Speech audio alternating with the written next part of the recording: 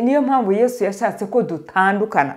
Noneho abamwemeye, abamwizeye, arashaka ko baba abigishwa nyakuri, bagatandukana n'ababandi, bagatandukana n'abigisha b'iki gihe. Abigisha b'iki gihe bashaka indamu, abigisha b'iki gihe batita ku ntama, abigisha b'iki gihe ntabwo ari bose, munyumve neza, ndimo ndavuga babandi nyine namwe muzi.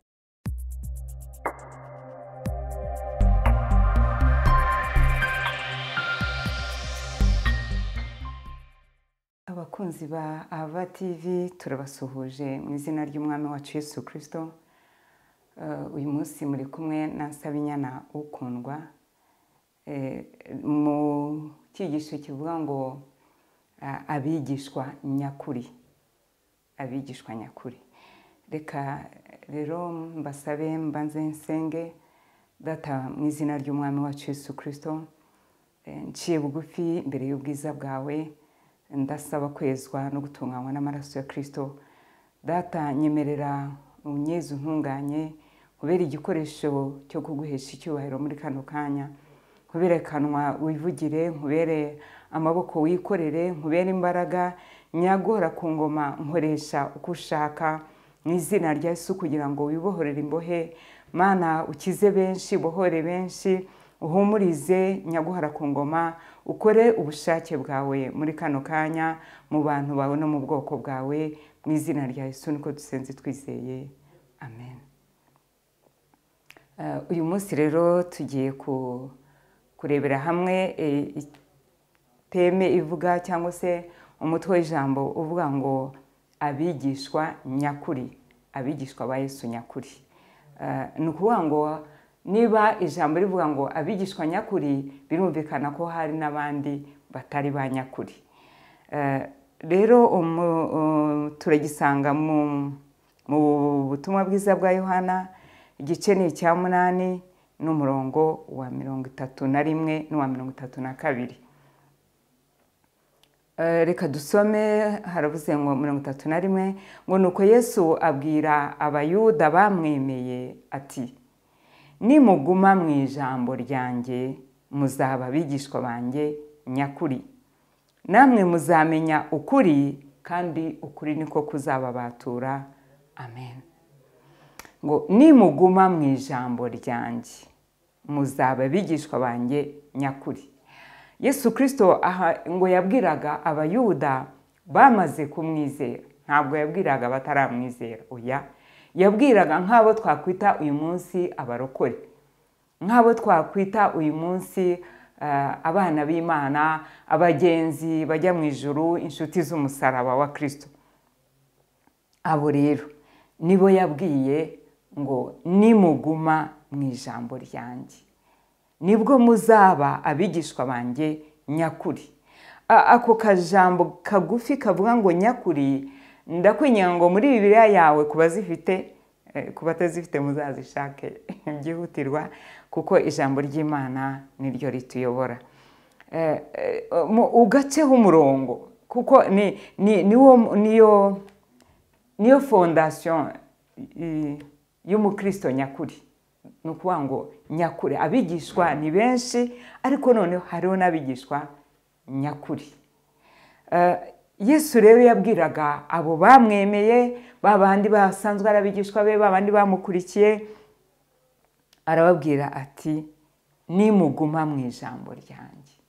Nibanga yarabameneye, arababwira ngo kugira ngo mube abigishwa banjye nyakuri, kugira ngo uru rugendo murushobore, kugira ngo mukore uko nshaka, kugira ngo mugende uko mbishaka, kugira ngo mukore ubushake bw'Imana, nuko muguma mu ijambo ryanjye.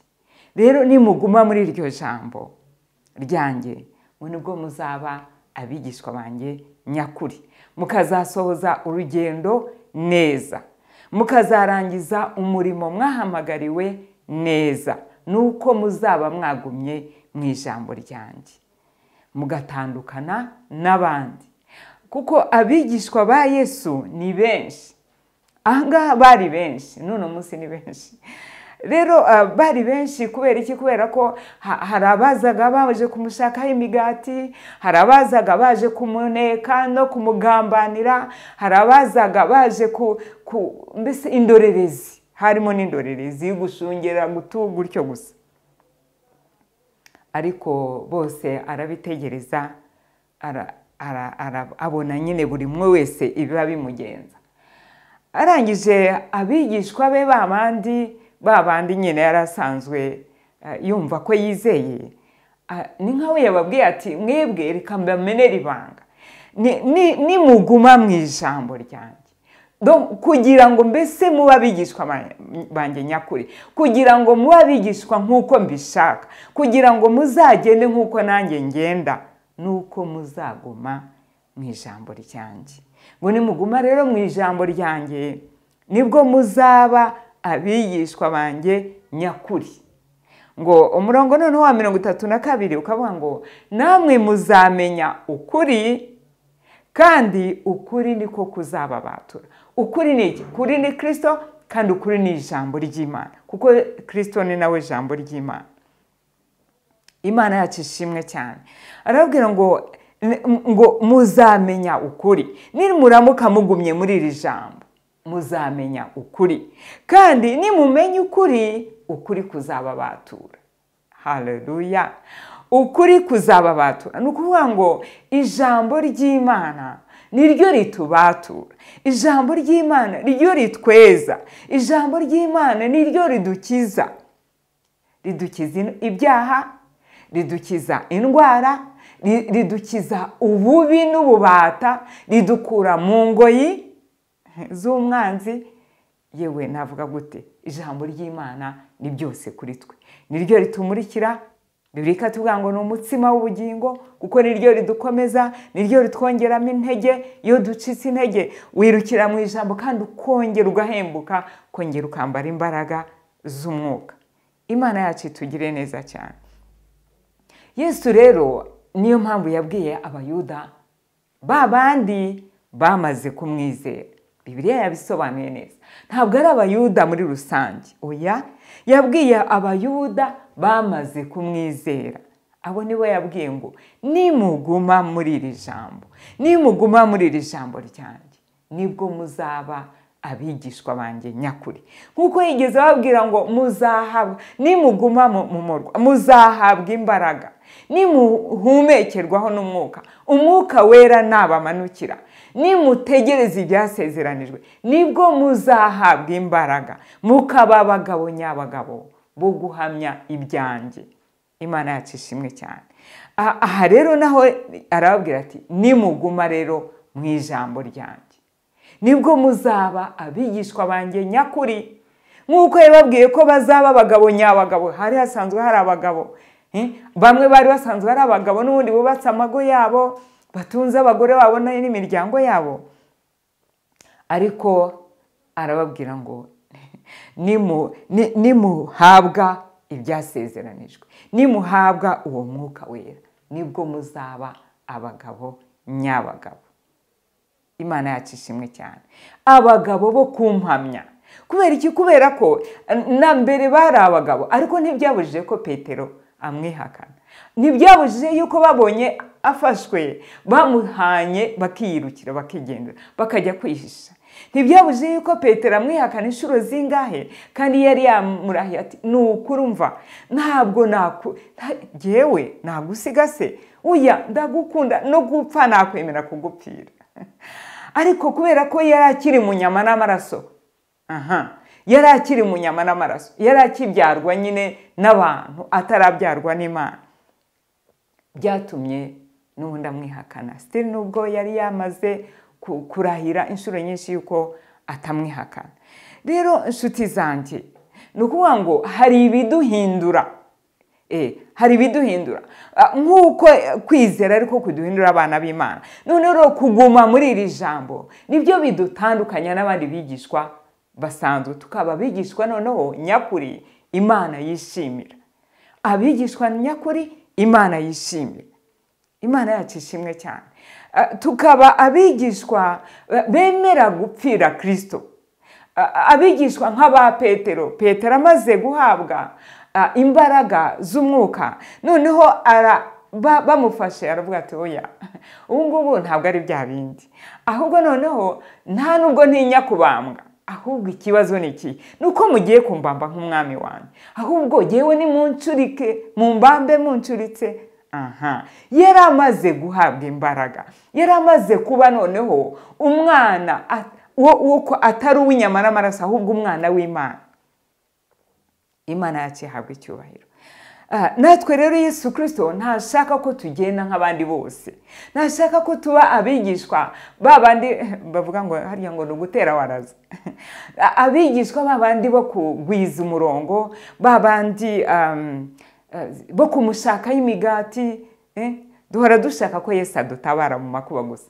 Iyo ugeza mu makuba, umuntu wese njya no mu tubare ujya akantu gakomye ngo mu izina rya Yesu, umuntu wese yiyambaza izina rya Yesu iyo bikomeye, ariko tukanga ko atubera umwami kugira ngo atuganze kandi atuyobore, abe umukiza n'umuyobozi w'ubugingo bwacu. Imana yacu dutabare cyane. Aha rero niyo mpamvu Yesu yashatse ko dutandukana, noneho abamwemeye, abamwizeye, arashaka ko baba abigishwa nyakuri, bagatandukana n'ababandi, bagatandukana n'abigisha b'iki gihe.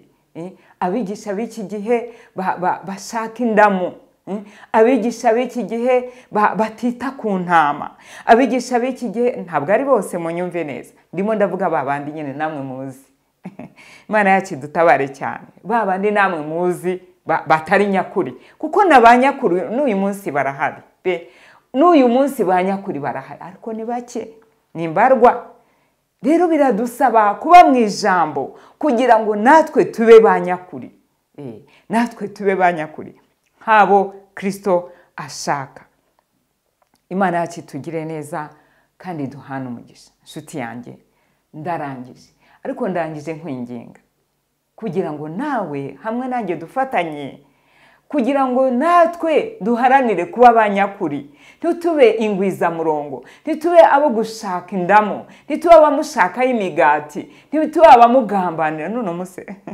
Nuno munsi aramugambanira, buryo iyo ugambanira abana b'Imana nyine uba umugambanira. Rero tube abana b'Imana nyakuri, abigishwa nyakuri biturutse mu ijambo.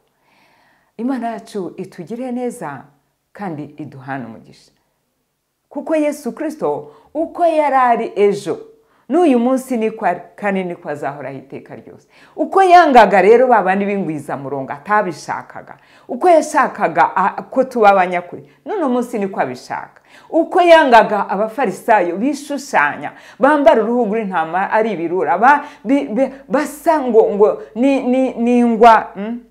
n'imva ngo zisize ingwa, inyuma zisa umweru ariko indani ngo ari amagufa. Uko yabyangaga wa munsi, n'uno munsi niko abyanga kandi azakomeza kubyanga. Rero duharanire kuba abanyakuri, tube abo Kristo ashaka. Imana yacu tugire neza kandi duhana umugisha. Ndangije gusaba ngo unyemerere nge nawe tube banyakuri, duharanire kuba abigishwa ba Kristo, abigishwa ba Yesu nyakuri. Imana yacu duhana umugisha. Reka nsenge. Data, mu izina ry'umwami wacu Yesu Kristo, tugushimiye ijambo ryawe nyaguhora ku ngoma.